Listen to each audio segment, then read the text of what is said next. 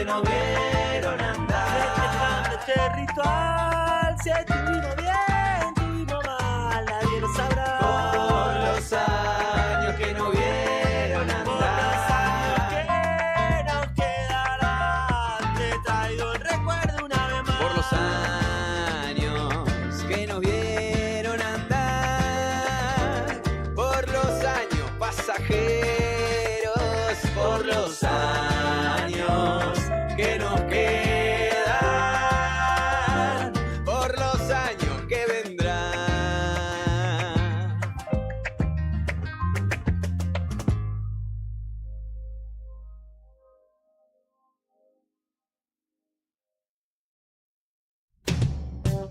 Radiocaput.com. Estás conectado. Estás en Caput.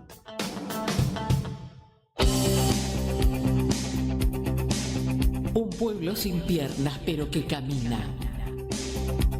Estamos atrapados en la misma red. No vamos a quedarnos tirados en el piso sin intentarlo todas las veces que sea necesario. Una pared, por favor no la dejes. Columna vertebral. Todos somos héroes anónimos. Que el miedo no sirva para perderlo todo. Este lugar, peleando con el corazón. Columna vertebral. En Radio Caput. Buenas tardes, compañeros y compañeras. Un martes más en Radio Caput haciendo Columna Vertebral. Le mandamos un fuerte abrazo a todos los compañeros y compañeras que nos escuchan como cada martes. Buenas tardes, Juana, ¿cómo estás? Buenas tardes, José. Buenas tardes a la audiencia. ¿Cómo te está yendo en este día medio gris y con las noticias y con el 25 de ayer, ese Te Deum sin la presencia de la vicepresidenta, disculpen, me quedó algún resabio machista por ahí. García Cuerva le cantó las 40 Sí. a quien se dice ser judío, pero ayer era católico. Se arrodilló, se persignó, medio raro como se persignó, pero bueno, lo intentó, digamos. Lo intentó, así que no sabemos si es judío o es católico o... Y yo creo no que se va a seguir con esa intención de ser judío, porque bueno, algún lado se va a tener que rajar el día que ya no sea elegido presidente, pero bueno, no sé, viste, medio raro todo eso. Una Bullrich como alejada. Sí. Y hoy no sé si por decisión propia, porque se está despegando, que tiene una gran habilidad para eso, sí.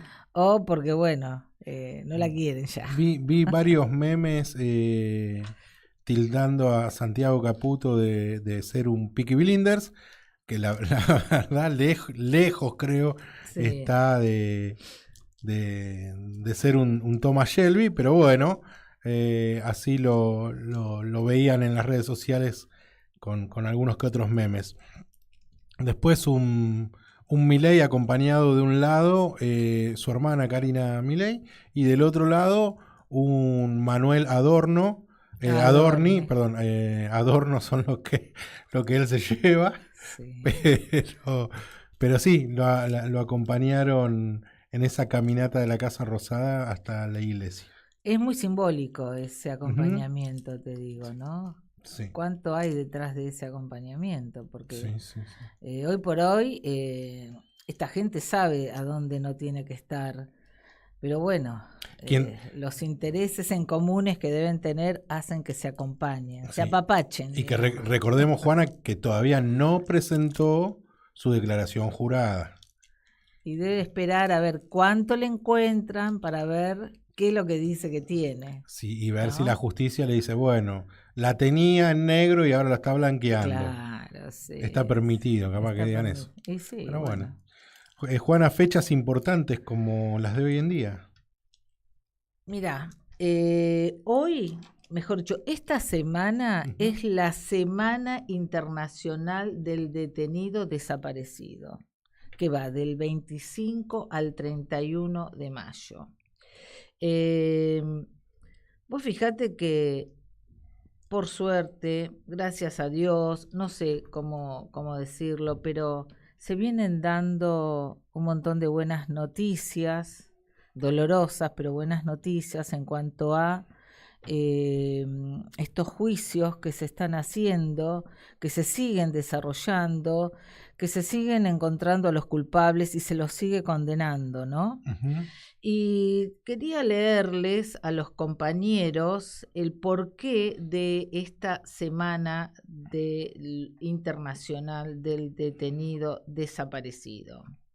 La conmemoración de la Semana Internacional del Detenido Desaparecidos, disculpen, que va desde el 25 al 31 de mayo, tiene una consigna, que digan dónde están. Eligieron nuevamente como consigna para unificar las actividades que sucederán hasta el domingo, es decir, del 25 al 31, en el marco de la Semana Internacional del Detenido Desaparecido. Esta conmemoración, impulsada desde 1981 por la Federación Latinoamericana de Asociaciones de Familiares de Detenidos Desaparecidos, FEDEFAN, para denunciar la desaparición forzada y exigir verdad y justicia.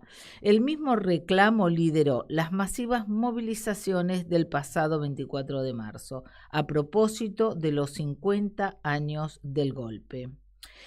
Con respecto a esto, va a haber una serie de actos que tienen que ver con las acciones de debate, homenaje y evocación de quienes sufrieron el terrorismo de Estado, además de las actividades de denuncia contra las políticas de despojo económico de ayer y de hoy y la violencia estatal que no cesa y se agudiza en estos días contra la población de barrios humildes, las y los jubilados y les activistas sociales en todo el campo. Bueno, las actividades centrales se van a dar el jueves 28 al cierre de la ronda de las Madres de Plaza de Mayo, en la pirámide de la Plaza de Mayo. El domingo 31 por la tarde en el Parque Centenario, donde cada organización llevará propuestas propias, charlas, mesas de debate, actividades culturales y mateadas.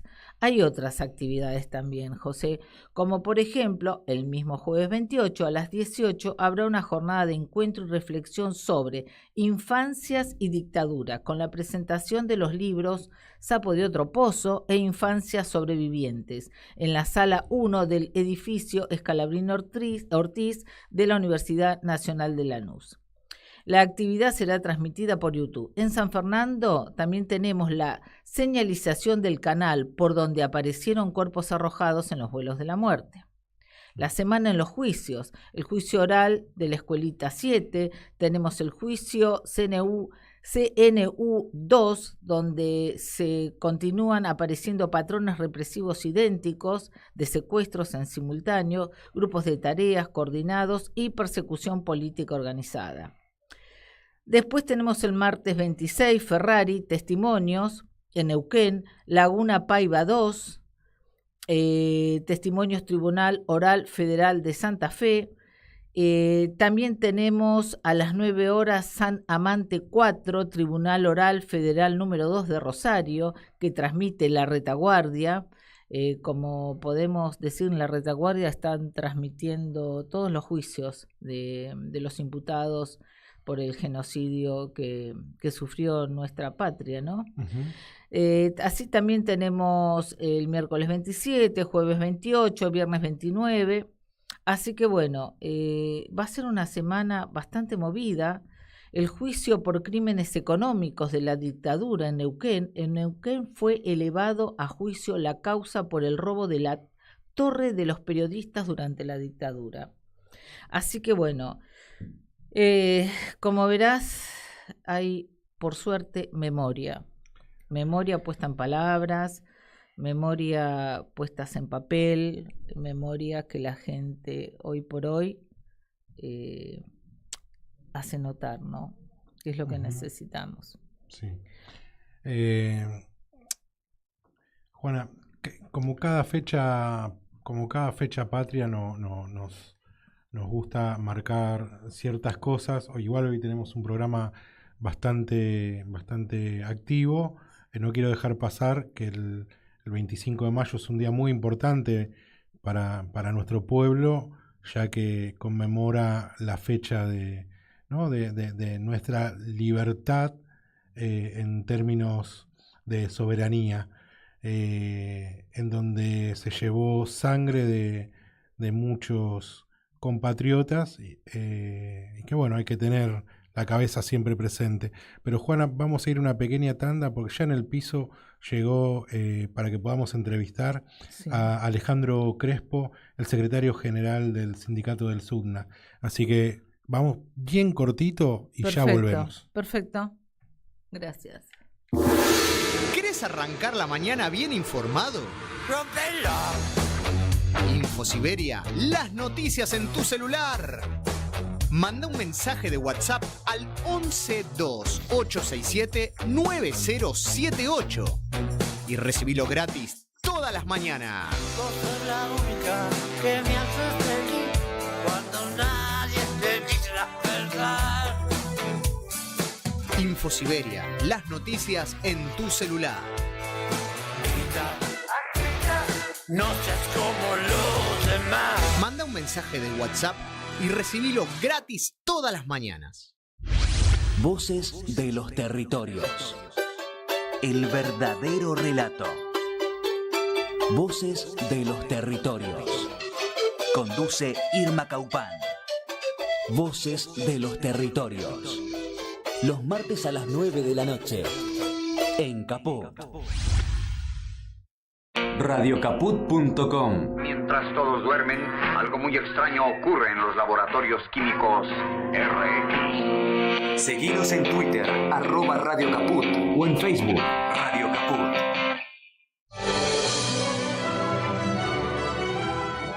Soy Osvaldo Bayer.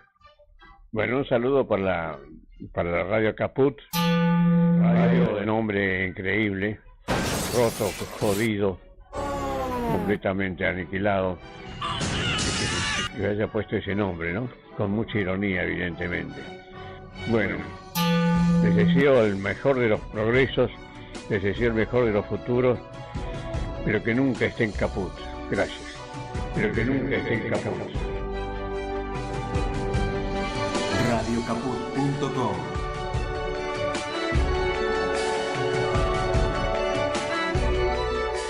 Pero que nunca estén caput.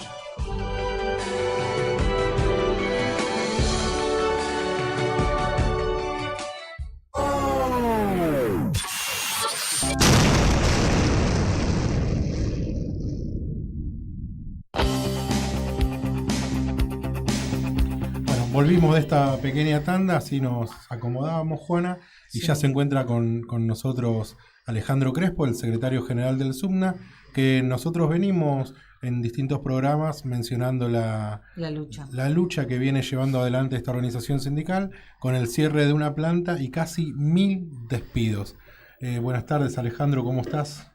Hola, buenas tardes, ¿cómo se encuentran? Vine acompañado del compañero Miguel Ángel Richarduli, que es el secretario ejecutivo, que es la forma que tenemos de definir en el SUTNA a los secretarios generales regionales. En otro gremio sería el secretario general de San Fernando, que incluye la representación de la fábrica FATE. Bienvenido, compañero. Bienvenido. Muchas gracias. Bien, ¿nos comentás un poquitito cómo está la situación hoy en día de esos compañeros y compañeras de despedidos? Bueno, en primer lugar, todo esto tiene una situación de que se necesitan muchas aclaraciones, dado que cuando se intenta generar una operación de esta magnitud, lo que intenta la empresa es confundir precisamente a la audiencia, a la opinión pública. Por lo tanto, lo que se ha generado es un lockout, ¿no? Un lockout patronal. Uno puede decir, ¿qué diferencia hay? Bueno, la diferencia es que si uno tiene un cierre, es que definitivamente un establecimiento termina de funcionar por alguna razón, como una quiebra, una situación natural, una catástrofe, algo que obligó en forma introspectiva a un cierre. Sí. Ahora, la fábrica FATE no cumple con esas, premisas. Todo lo contrario, cuando hablemos de vacaciones, sin llamar a concurso de acreedores, sin quiebra, lo único que hace es poner un candado en la puerta. Eso en Argentina se denomina lockout. Es un paro de la patronal que es ilegal, que no está contemplado en las leyes argentinas, sí está contemplado el paro, el derecho a huelga para los trabajadores, pero no para la empresa. Por lo tanto, lo que genera al poner ese candado, ese cartel en la puerta, es una actuación ilícita de la empresa.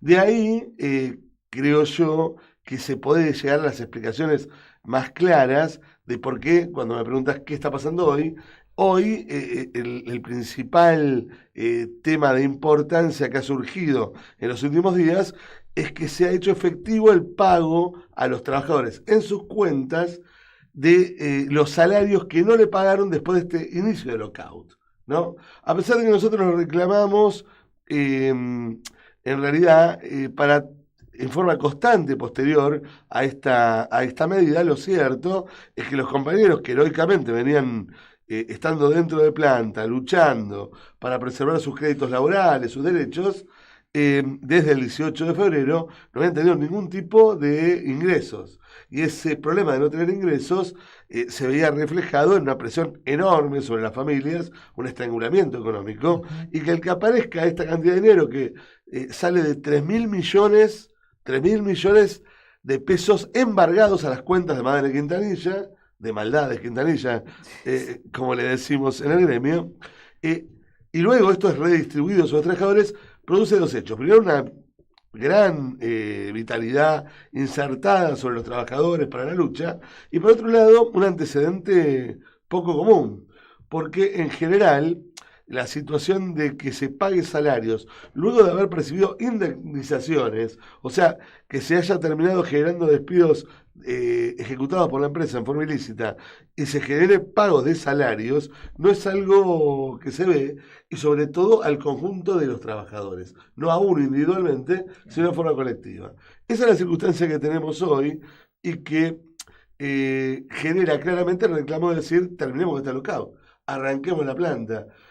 La farsa generada para presionar por el aluminio, que es la otra compañía que tiene Madre Quintanilla, Aluar, y los aranceles que tenían por el antidumping, que venció el 5 de marzo, evidentemente no puede ser una presión constante sobre la familia de los trabajadores de FATE, que nada tenemos que ver con las negociaciones macroeconómicas que tenga con el gobierno actual.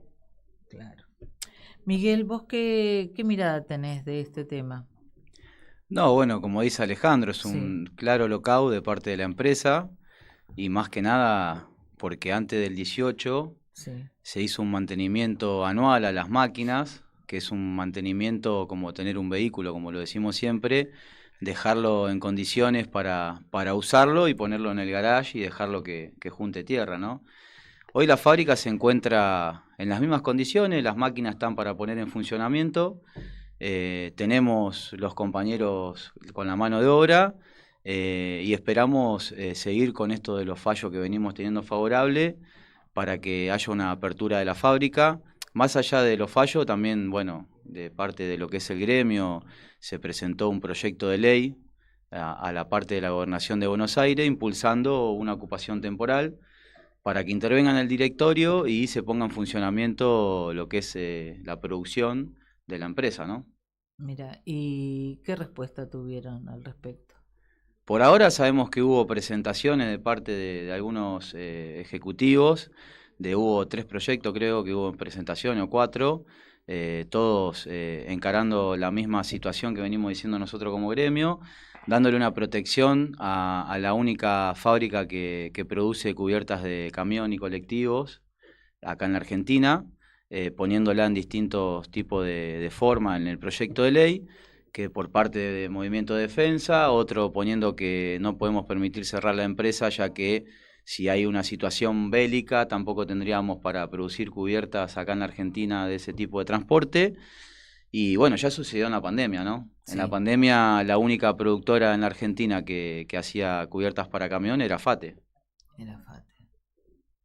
En algún momento algún medio de comunicación masiva salió a decir que la empresa estaba generando pérdidas, por decirlo de alguna manera, y que había sobreprecios en los neumáticos y que eso llevaba a la situación esta de vulnerabilidad en la mantención de los puestos de trabajo, porque comparaban precios, no sé, de países limítrofes con los que se producían acá y después mencionaban que a raíz de esos precios era por la presión que ejerce la organización sindical sobre la empresa. Eso al menos es lo que algún medio de comunicación trataba de poner sobre la mesa. ¿Es así? ¿Es real? ¿Es mentira? Está claramente definido con estos meses y tanta información que ha recorrido que se han caído versiones que trataban de poner la empresa en la primera instancia. Los salarios en el neumático nunca son la forma de marcar el costo de producción. No alcanzan al 3% de la facturación y en el costo de producción no llegan al 10%. O sea, en una cubierta que vale 100.000 pesos, solo 3.000 pesos es lo que es la mano de obra completa, con salarios más el resto de gastos que tiene un trabajador incluidos. Y de hecho, la empresa se había negado durante el último año a un acuerdo paritario. Cuando produce este lockout, estos despidos, ya había pasado más de 12 meses sin un aumento salarial en la fábrica Pate. Por lo tanto, poco podría decir que es a causa de ello. Pero hay algo mucho más concreto para la audiencia, desarrollándolo rápidamente, ¿no? Pero en el año 2025, en mayo, nosotros firmamos un acuerdo que se cambió el sistema de trabajo. O sea, las días que se producía en la planta se retiró el día domingo, se concentró en los días de semana y cambió un régimen que tenía muchísimos años en la planta, más de 20, de una forma de trabajo un 7x2. Eso fue muy traumático porque los trabajadores estaban acostumbrados hace mucho tiempo a tener esta forma de trabajo y cambiar era modificar su vida. Por lo tanto, les costó mucho la aceptación de este cambio y a la vez los trabajadores en esa mesa tripartita se colocó dentro de lo que era un procedimiento preventivo de crisis. Por lo tanto, la empresa amenazaba de tener que realizar algún tipo de supresión de puestos de trabajo para evitar ello. Decía, no, tengo que tener ciertos cambios y terminó firmando un acuerdo donde los cambios, ¿cuáles fueron? Por un lado, este cambio de sistema.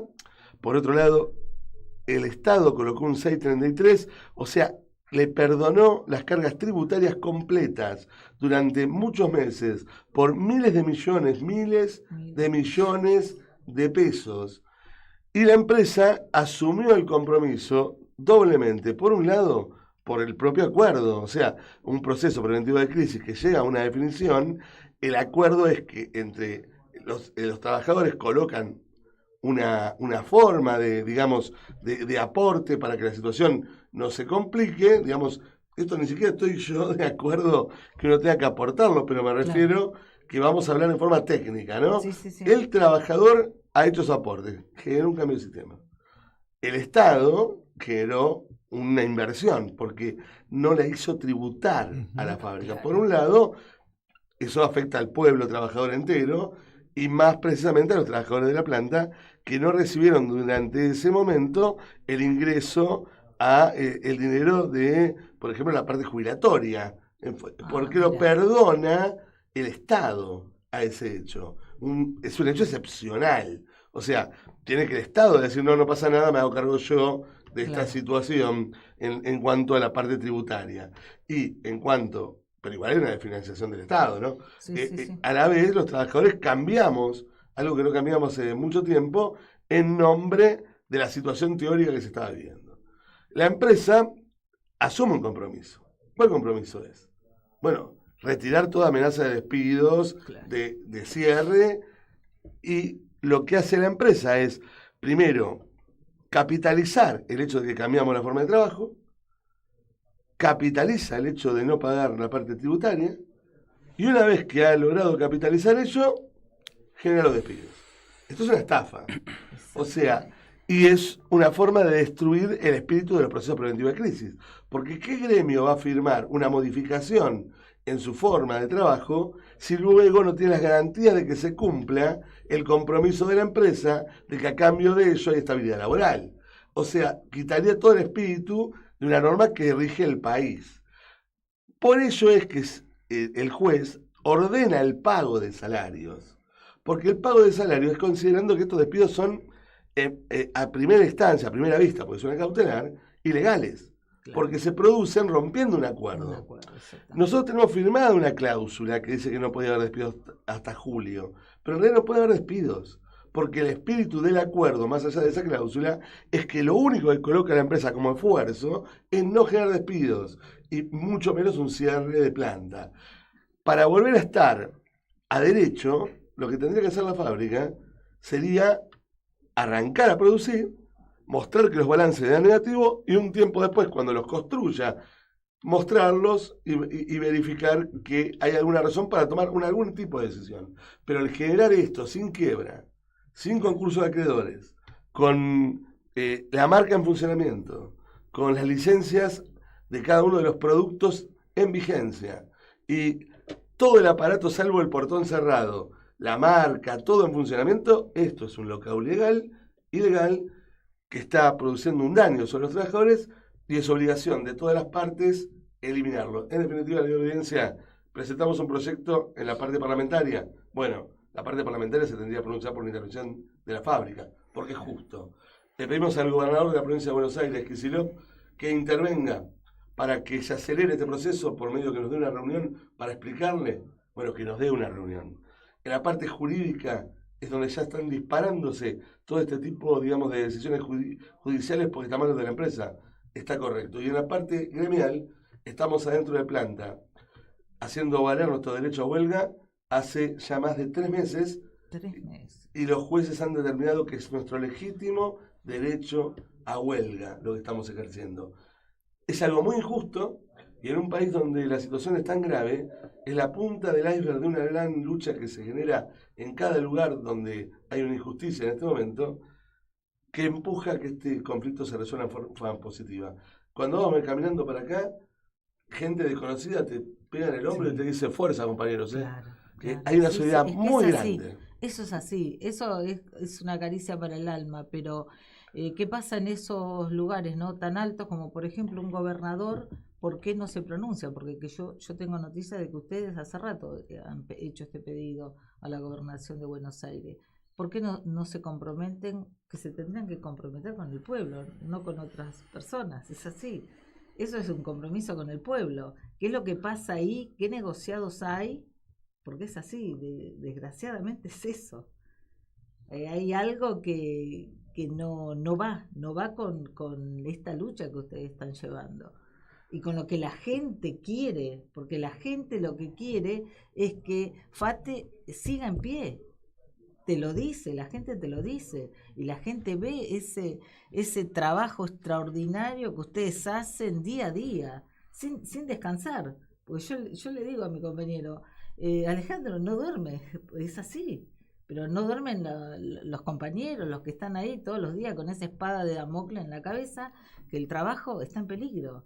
Y el trabajo es todo en esta sociedad, en una familia. Con trabajo se construye tanto, sobre todo con el trabajo del obrero. Es así. Alejandro, más allá de la situación en términos de la gobernación, la CGT ha acompañado el proceso de reclamo. Bueno, el conflicto ha trascendido tanto. Ha sido un conflicto que hasta nosotros mismos nos hemos sorprendido.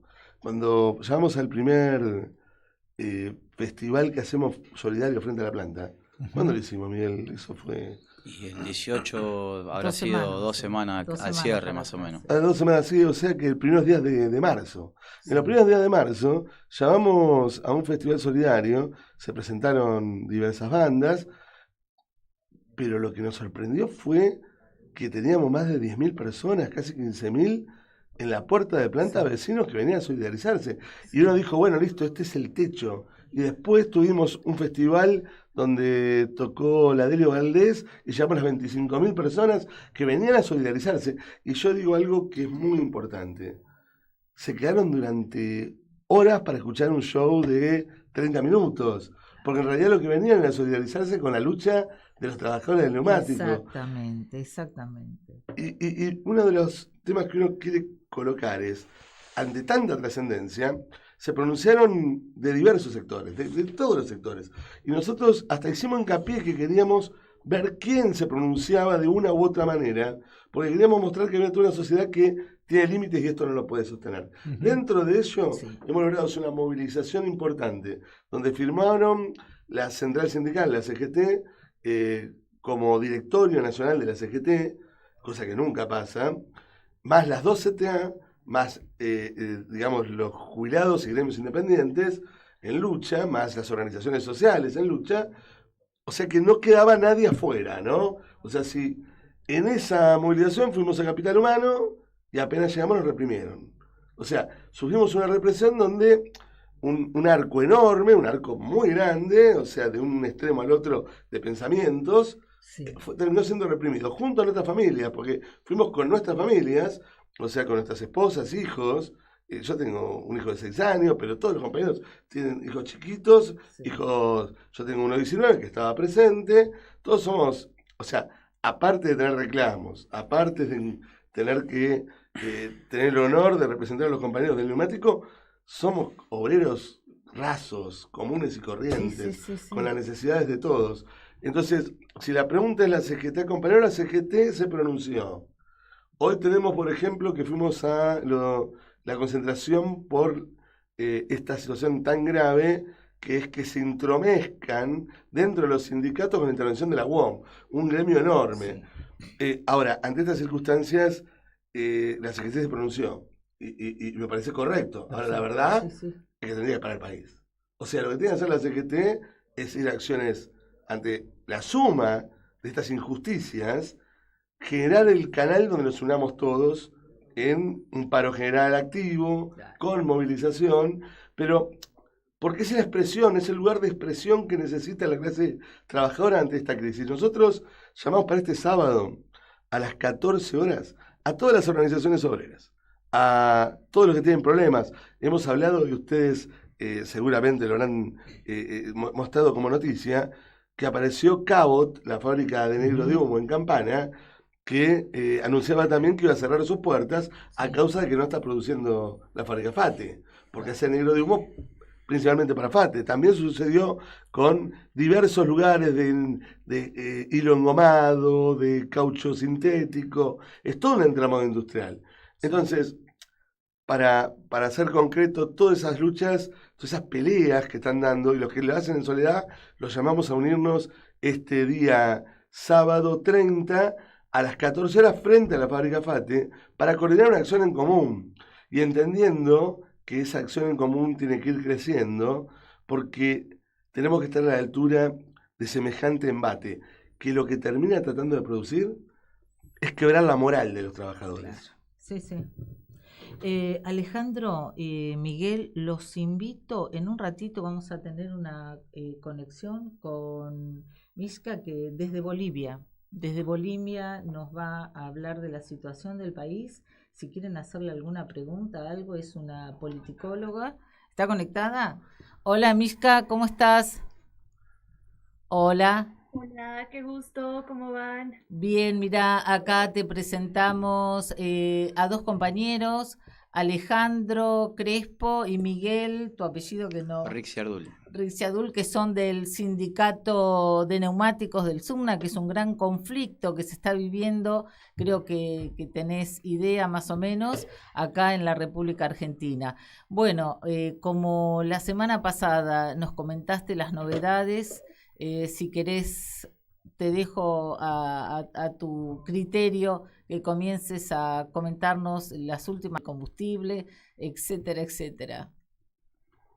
Claro que sí, muchísimas gracias compañeros, un gusto estar otra vez en Radio Caput, en Columna Vertebral, y mucha fuerza a los compañeros que están en una lucha sindical allá también en Argentina, antes que nada, estamos con ustedes, los apoyamos.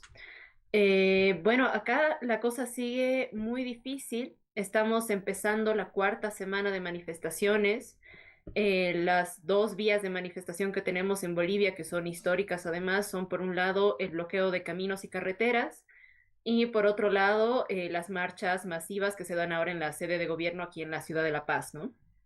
Eh, Durante estas últimas 2 semanas, sobre todo, lo que hemos vivido han sido marchas masivas, como les venía diciendo, de muchísimos sectores, transportistas, maestros, fabriles, mineros de la Central Obrera Boliviana, que es como el sindicato, la central de sindicatos de trabajadores más grande de Bolivia, donde también están hermanos campesinos, que también se han sumado a la lucha, padres de familia, de ciudades del Alto, de La Paz, que han estado bajando desde la ciudad del Alto hasta la ciudad de La Paz, que es literalmente un camino de bajada.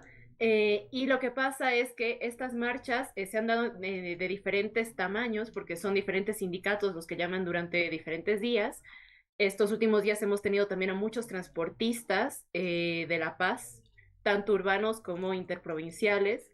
Entonces han paralizado prácticamente la ciudad de La Paz porque al no existir transporte todo se paraliza. Y lo que hemos tenido han sido marchas muy grandes que han sido reprimidas pasando el mediodía, con gasificaciones muy fuertes, con uso de balines en algunos casos, sobre todo cuando los compañeros mineros intentaban entrar a la plaza para hacer conocer las reivindicaciones y la petición al presidente de que o resuelva los problemas de una vez o renuncie, que es el pedido que tienen las marchas, sobre todo estas últimas 2 semanas. Entonces se ha venido viviendo este patrón de marcha en la mañana, represión al mediodía, y lo que es nuevo esta última semana es que han empezado a salir tanto funcionarios públicos del gobierno como lo que nosotros llamamos los pititas, que son ciudadanos, sobre todo de la urbe, clase medieros, en su gran mayoría, o de clases oligárquicas, que están molestos con las protestas y que lo que quieren es que el gobierno pacifique, entre comillas, que ya sabemos muy bien lo que significa para ellos una pacificación, que en realidad es más represión, y están llegando a llamar y a pedir al gobierno que llame un estado de excepción, que para nosotros es muy preocupante.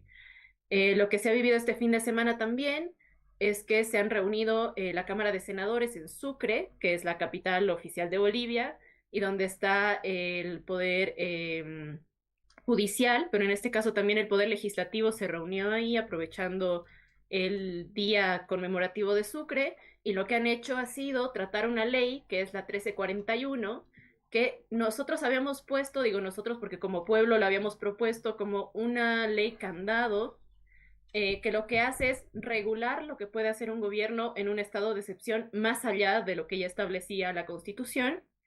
Esto le daba algunos candados más que no se podía justificar con la cadena de mando, por ejemplo, una herida o una masacre o un uso de armas de fuego, de armamento letal en una represión. Y en este caso lo que están haciendo es querer abrogar esta ley para facilitar un estado de excepción y tener, dicen ellos, mejores garantías para que los militares salgan tranquilos a cumplir su deber. Bueno. Entonces nosotros estamos muy preocupados por esto que está pasando. Han aprobado en grande en la Cámara de Senadores, ahora pasa a diputados, que está sesionando justamente ahora mientras hablamos, y vemos que hay una posibilidad muy grande de llamar un estado de excepción. También hemos vivido muchas represiones en los bloqueos de caminos durante el fin de semana, que se han visto rebasadas por la gente, porque realmente el nivel de violencia es muy grande. Y lo que hemos visto en estas semanas ha sido que sobre todo los compañeros jóvenes que hemos crecido en el proceso de cambio, que hemos visto cómo nuestros padres bloquean o nuestros padres marchan o nuestros padres están en pie de lucha, ya sea que sean campesinos, ya sea que sean obreros, ya sea que sean transportistas. Hemos visto cómo han sido reprimidos por la policía, y ahora también mi generación está saliendo en defensa de sus padres y por eso se ha visto rebasada la policía. Y esta llamada de queremos un estado de excepción, un estado de sitio, está creciendo entre la clase media y entre la clase oligárquica, que lo que quiere es hacer sus exportaciones tranquilos y circular tranquilos por la ciudad, ¿no? Que para ellos importa más eso que la reivindicación del pueblo, o el que no se pueda comprar comida, o el que el combustible esté arruinando los autos de todos y no tengamos dinero para repararlos. Y la otra cosa que se ha visto mucho es filas muy grandes en las gasolineras, porque no está llegando la gasolina y el gobierno le echa la culpa a los bloqueos, pero creemos que también hay una falta de negociación ahí por falta de dólares. Entonces, ese es el panorama que hemos vivido esta última semana. Nos dejás con la boca abierta, por decirlo de una manera. ¿Está creciendo el pedido de renuncia del presidente o él salió el fin de semana a decir primero que no iba a renunciar y después que la situación estaba controlada? Que tampoco es así por lo que nos estás contando. Exactamente, él no tiene la situación controlada ni por si acaso. Lo que vino haciendo esta última semana también es intentar negociar sector por sector con dirigencias, pero lo que pasa es que él toma dirigentes que por un lado no representan al sector en su totalidad, o sea, dirigencias medias más débiles, y cuando las bases se enteran de que esa dirigencia media está intentando negociar con el gobierno, la desconocen. Entonces realmente esas negociaciones no llegan a absolutamente nada. Lo que ha planteado el presidente en su discurso de este fin de semana ha sido dos cosas. Principalmente habló mucho, pero dijo muy poco. Y lo que dijo fue que iba a llamar en primer lugar a reducir el salario de sus ministros y el suyo a la mitad. Que luego salió un ministro a prácticamente desmentirlo y decir, bueno, no, en realidad, porque la gente también se preocupó mucho, aquí el salario también, el tope de los salarios se mide por el salario presidencial, nadie puede ganar más que el presidente. Y salieron los ministros a decir, no, el tope salarial no se va a tocar porque en realidad va a ser voluntario. Nos van a seguir pagando lo mismo en la escala salarial, pero nosotros vamos a donar la mitad voluntariamente. Entonces realmente el depender de la voluntad y la transparencia de los ministros y el presidente a estas alturas nos parece risible. Y por otro lado, lo que el presidente plantea es hacer un consejo ciudadano, dice él, de economía. Y lo que él plantea es que quien quiera, y así lo dijo, quien quiera se puede sentar en la mesa a proponer las soluciones estructurales que crea necesarias y se discutirán entre todo el consejo. Y muchos compañeros ahí también tienen un reclamo que yo veo legítimo, que es nosotros tenemos dirigencias y tenemos representantes que están ahí a nombre de miles y de sectores que son muy grandes y decisivos en la economía boliviana y nos van a sentar al lado de un señor que lo único que representa es su familia y su apellido y vamos a tener el mismo peso. Entonces a estas alturas lo que tenemos es un diálogo de sordos en el cual estamos en un callejón sin salida. El presidente también tiene muchos intereses con el FMI, con gobiernos extranjeros, que ya había comprometido muchas medidas económicas, cosa que ustedes como argentinos conocerán, Sí, actitudes similares. Entonces él no está dispuesto a dar un paso atrás con las medidas y con las exigencias de los sectores, que son muy, muy básicas, las vuelvo a leer. Son un incremento salarial acorde a la inflación, la defensa de la educación y la salud pública gratuita, soluciones al desabastecimiento y calidad de combustible, defensa de la canasta familiar, de los productos básicos, rechazo a las políticas privatizadoras, respeto a territorios indígenas y campesinos y la renuncia de Rodrigo Paz. Es decir, si no se cumplen todos estos primeros 7 puntos, queremos la renuncia, y no porque tengamos una alternativa mejor a la presidencia, sino porque vemos la incapacidad de gobernar y el poco conocimiento que tiene del país que está intentando gobernar, ¿no? Con respecto a lo último que dijiste, el conocimiento del país, yéndonos para otro lado, pero no tan lejos, ¿en qué situación está Evo Morales y qué piensa hoy por hoy la juventud, la gente, por ejemplo, los chicos de tu edad, de ese Evo Morales que supo ubicar a Bolivia en un lugar de privilegio y bueno, y que después las cosas cambiaron? ¿Y qué pasa hoy con esa figura? Creo que muchos en mi generación, que decía que habíamos crecido con el proceso de cambio, lo que veíamos y lo que percibíamos era, por un lado, había quien estaba cansado de haber vivido lo mismo y quería un cambio, quería algo diferente, quería ver cómo era más allá, y también se creía esta propaganda imperialista de, bueno, el pobre es pobre porque quiere, uno llega por sus propios méritos, y en realidad aquí lo que hay que hacer es crear oportunidades para quien no sabemos, claro, pero lo que queremos es crear oportunidades. Entonces sí, mi generación tenía curiosidad de saber qué había más allá de Evo, yo lo planteo así, y por otro lado también hay que reconocer que había un cansancio respecto sobre todo a dos actitudes, creo yo, que eran la burocratización y la institucionalización de las organizaciones sociales. Veíamos que Evo tenía su consejo social, que en realidad él llamaba su gabinete social, que eran los principales dirigentes de organizaciones sociales, pero también ahí se había hecho una cúpula, y lo que pasaba era que nosotros, un poco maliciosamente, le decíamos la lista Santa Claus, que las organizaciones sociales llevaban una lista de demandas, y si se resolvía eso, que eran demandas sectoriales en muchos casos, no estructurales, todo estaba tranquilo y todo se vivía bien. Entonces sí, la lucha se había institucionalizado, las organizaciones que históricamente habían sido muy combativas, que históricamente habían sido conocidas por tener mucha formación política, por tener mucha conciencia social, se habían convertido un poco en burocracia. Y eso sí había puesto un tope a las transformaciones que se podían dar dentro del proceso de cambio, ¿no?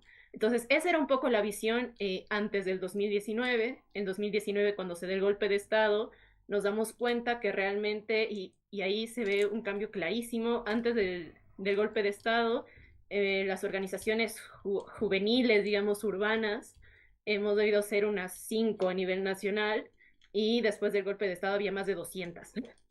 Entonces ahí se ve realmente que la gente dice, esto no es lo que yo pensaba, esto de capitalismo para todos que nos plantea ahora Rodrigo Paz no es tan fácil, esta idea de la meritocracia realmente no es así. Y ahora lo que está pasando mucho es esto que les venía contando, de que nuestra generación sale con mucha indignación ante los maltratos a nuestros padres. Hay muchos jóvenes que dicen, yo tengo una madre de pollera y no voy a permitir que la humillen así, porque hay muchas muestras de racismo también en estos últimos días, en estas marchas pititas que les comentaba que se están dando en las noches, y de parte de la propia ciudadanía que está pasando la marcha y empieza a gritarles a los marchistas y decirles, váyanse a trabajar, váyanse a producir, ¿qué hacen aquí perjudicando? Son unos vagos, toda esta estigmatización de la protesta, ¿no? Entonces, hay mucha indignación por lo que se está haciendo con nuestros padres, mucha autoconvocatoria a defender a nuestros padres y a sumarnos también, porque la verdad es que dentro del mercado laboral nosotros no estamos sindicalizados, es muy precario lo que hay para nuestra generación, que ya en muchos casos ha estudiado carreras, se ha profesionalizado, y sin embargo no encuentra un espacio laboral dentro de esa profesionalización y termina optando o por un emprendimiento, que es básicamente un autoempleo que va rotando, o por trabajos de cada 3 meses, que son medio eventuales, que tampoco ofrecen ninguna seguridad social, y es muy difícil sindicalizarse ahí, ¿no? Entonces estamos viéndonos más convocados por las luchas de nuestros padres que por las nuestras. Y la figura de Evo se la ve ahora sobre todo por gente mayor, pero yo creo que también en los jóvenes se ha visto más en estas semanas de marcha, se ha escuchado más, estábamos mejor con Evo, ¿no? Hubiésemos estado mejor con Evo, por lo menos las cosas no subían de precio, por lo menos el dólar no subía, por lo menos había gasolina, ¿no? Entonces esta idea de la estabilidad nos brindaba Evo está presente, no es lo que dice el gobierno o lo que dicen muchas derechas, teníamos también ahora, nos impusieron a un gobernador que es el administrador de nuestro departamento aquí en La Paz. Tenían que ir a segunda vuelta y la segunda fuerza fue pagada para salir del balotaje. Entonces terminaron imponiéndonos un gobernador por el que votó menos del 20% del departamento, y él, estando aquí en La Paz, le pedía a Evo que le dijera a los marchistas que se fueran. Y nosotros decimos, eso tampoco es entender el país, porque si bien Evo tiene fuerza de convocatoria y si bien ha llegado una marcha del Chapare, que es el lugar donde Evo tiene más influencia y donde sigue siendo dirigente de un sindicato muy fuerte, que es la Federación de Cocaleros, acá hay muchísimos más sectores, como les digo, están transportistas, maestros, padres de familia, está toda la Central Obrera Boliviana, están campesinos del altiplano. Entonces realmente pedirle a Evo que saque la convocatoria para sacar a toda esta gente de La Paz es no entender que son más de 20 sectores convocados y que uno es el que tiene gran influencia de Evo. Los otros lo tienen como símbolo, pero no lo tienen como jefe. Claro. Muchas gracias, Miska. Seguramente el martes que viene vamos a estar comunicándonos de nuevo con vos, que queremos seguir el paso a paso de cómo viene ahí la situación en Bolivia. Queremos agradecerte por tu tiempo y mandarte un fuerte abrazo. No hay de qué, otro abrazo muy fuerte. Y bueno, un último comentario chiquito. Acá mañana es el Día de la Madre, lo tenemos diferente a otros países por las heroínas de la Coronilla de Cochabamba que participaron en nuestra independencia, y también está llamando la Confederación de Mujeres Campesinas a una marcha de luto mañana en apoyo a las madres que han perdido a sus hijos en estos días de protesta.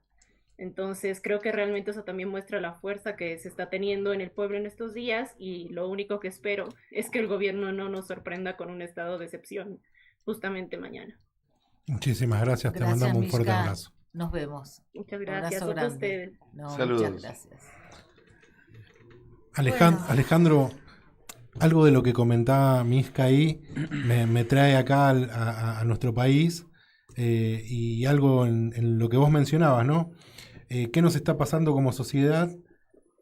Que hay cierta parte de la sociedad que empatiza con las luchas que se vienen dando por parte de los trabajadores, jubilados, discapacidad, universitario, pero no en su conjunto, como por ahí sí está pasando mayoritariamente en Bolivia. ¿Qué nos está pasando acá a nosotros?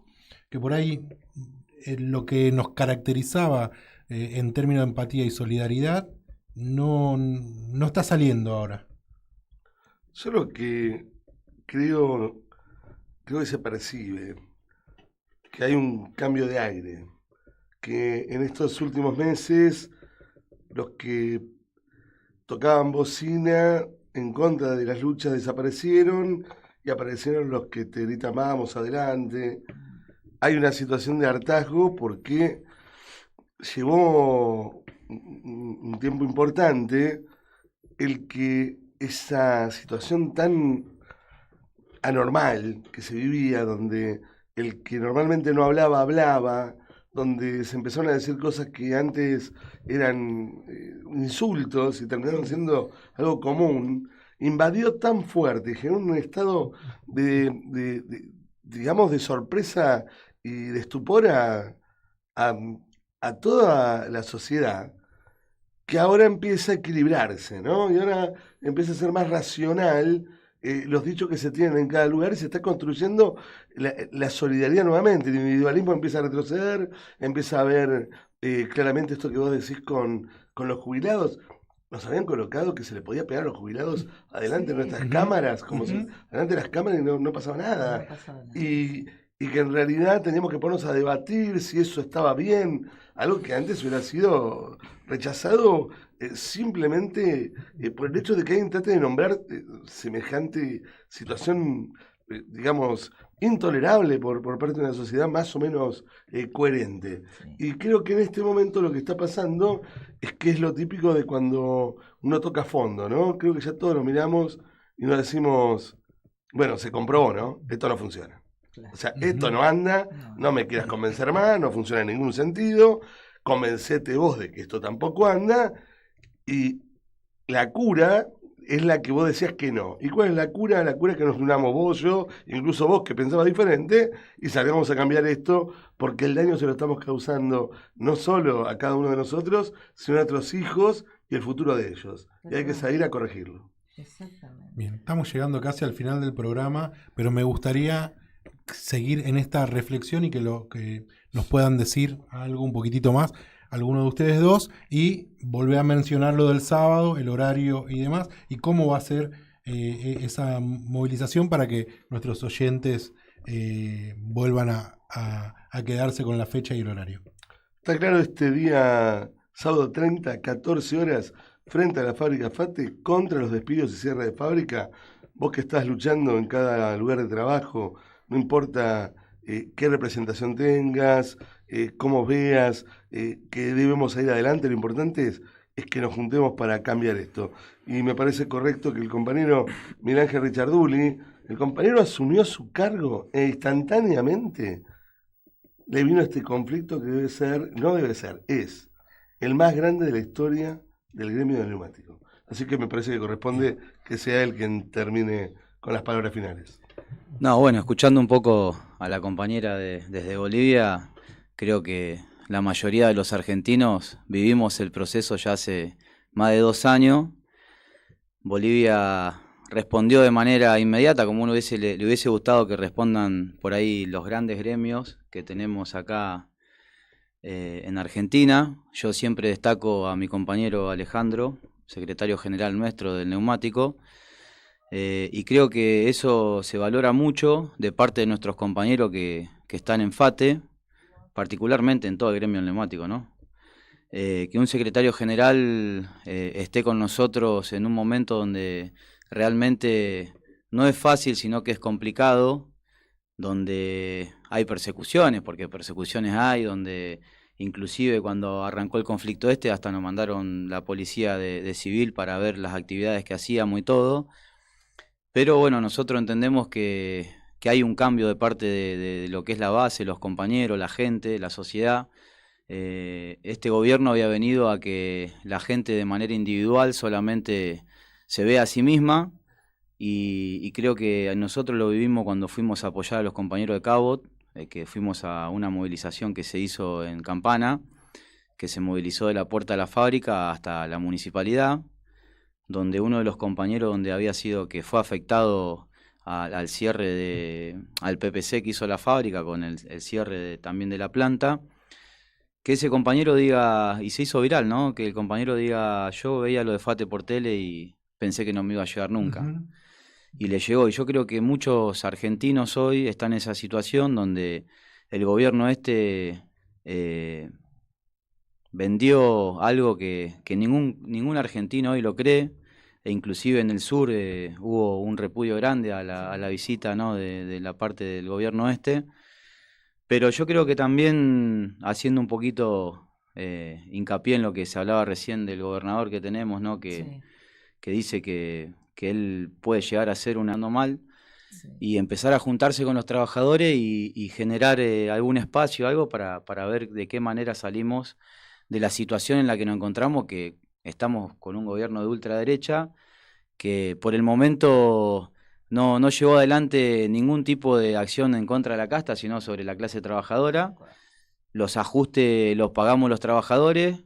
Yo creo que los bloqueos que están haciendo en Bolivia lo veo espectacular, porque acá aumentó la nafta, aumentó la canasta básica, aumentaron el costo de vida de cualquier argentino, la parte de la salud también.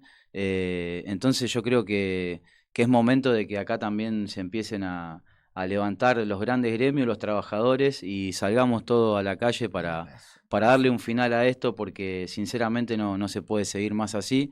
Nosotros hoy estamos dando esta pelea porque, más allá de lo que explicó Alejandro, lo del PPC y el acuerdo que firmamos con la fábrica y el Ministerio de Capital Humano, la importancia de poder defender un punto de convenio colectivo en el cual el gobierno vino a destruir los convenios colectivos, y nosotros, gracias a los convenios colectivos, estamos resistiendo esta lucha.